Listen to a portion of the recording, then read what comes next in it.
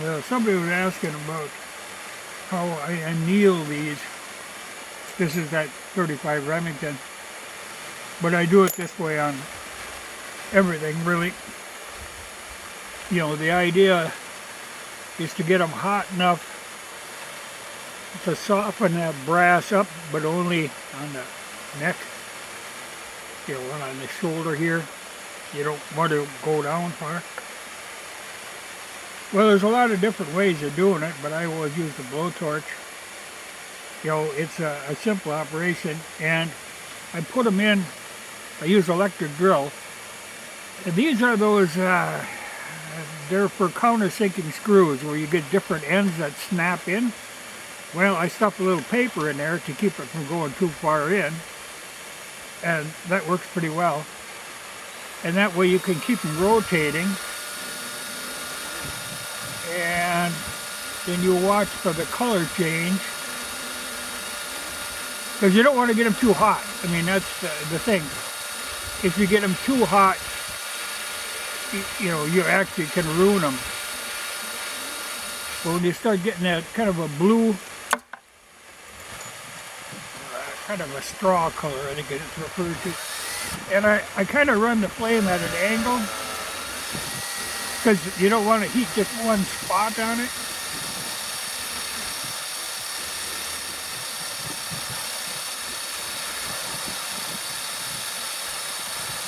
But the main thing is to not get them too hot. You do more harm than not doing them at all. So you can see the color starting to change, starting to move down.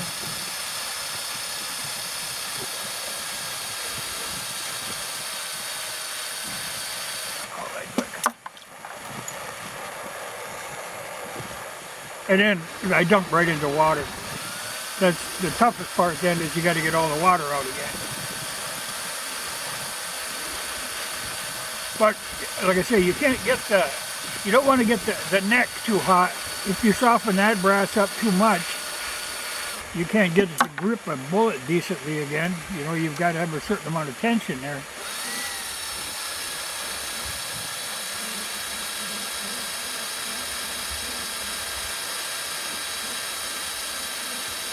It works. You just you get an eye for it after a while.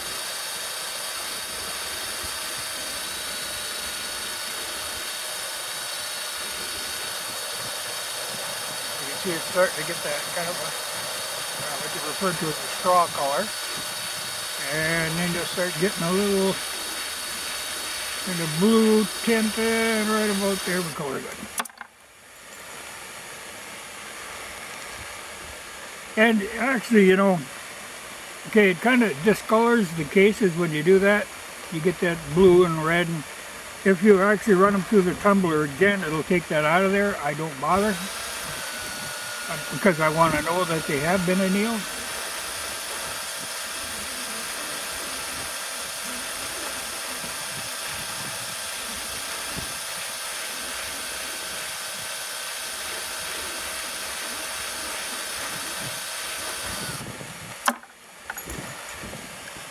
It takes a little while, but you can get a lot of life out of brass by doing this.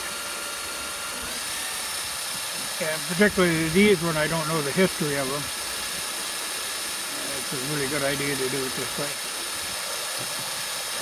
You know, there's a lot of different methods people use. You constantly hear people using a pan of water, and they sit upright in the pan of water, and then they run the torch over them. My theory, you don't get them as even. You know, this, where they're rotating in the flame, it's going to be an even temper. Because the thing is, what happens is the brass gets hard and brittle from being, you know, hammered. And this is just to take that hardness out of it. Because you need them to expand when they fire. They've got to have enough tension to hold the bullet in there, but they got to be soft enough so they'll expand when they're fired to seal the gas.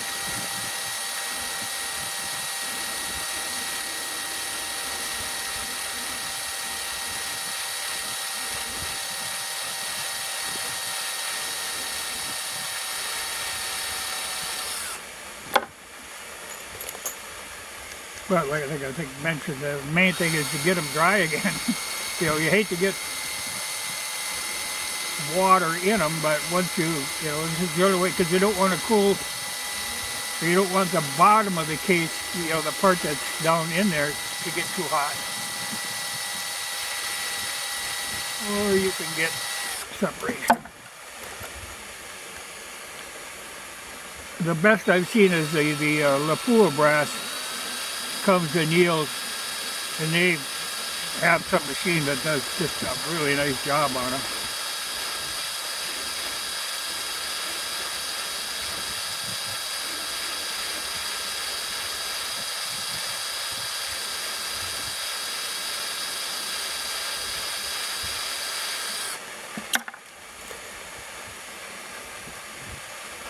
But it takes a while.